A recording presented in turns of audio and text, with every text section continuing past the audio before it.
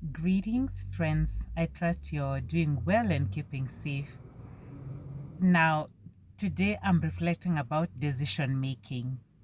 In the video that I posted yesterday, in the book of Corinthians, we learnt about being wise and being a fool. And the Bible is telling us if you think you're wise, you better be a fool so that you can become wise. And now today I'm just reflecting about decision making.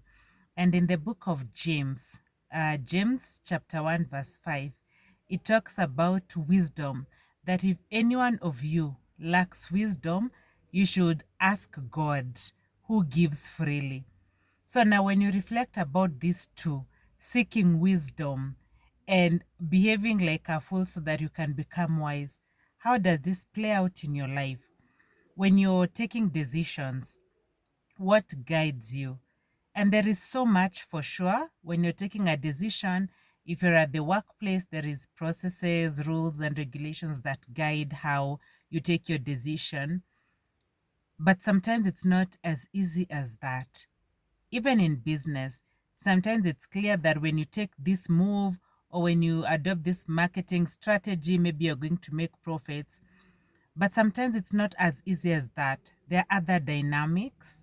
You're dealing with people. And when you're dealing with people, there's a lot, that we consider. There's a lot that's at stake. So then, what do you do when you need to take decisions then? When the processes and rules are not sufficient and you need much more. And my beautiful ladies, this is where I also just like to say, I think the fear of God is also the beginning of wisdom.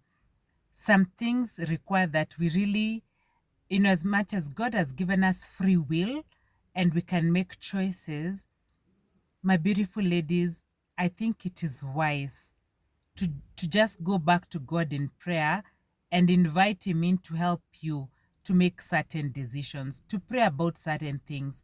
Because sometimes you think you're dealing with one thing, but in essence, there are other things behind the scenes that are influencing what's going on, and maybe you're not even aware. So at the point you're taking a decision, maybe it's only the facts that you have at your hands, and there's a lot more that you don't know. And decision making can affect us in so many ways. I don't know what decisions you need to make today. I don't know what's really at stake. But have you called in God's wisdom? If that decision is beyond, just the normal, what does the regulation say? If it's just beyond the obvious, or if it's just beyond the, they say use your common sense. If you discern in your spirit that the decision you're about to make requires so much more, I invite you, my beautiful lady, don't hesitate to pray. I think God doesn't really get tired for sure.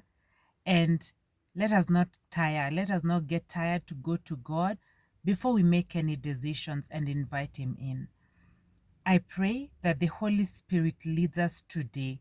Whatever decisions we make today, may they be aligned to God's holy will for us and for the other people.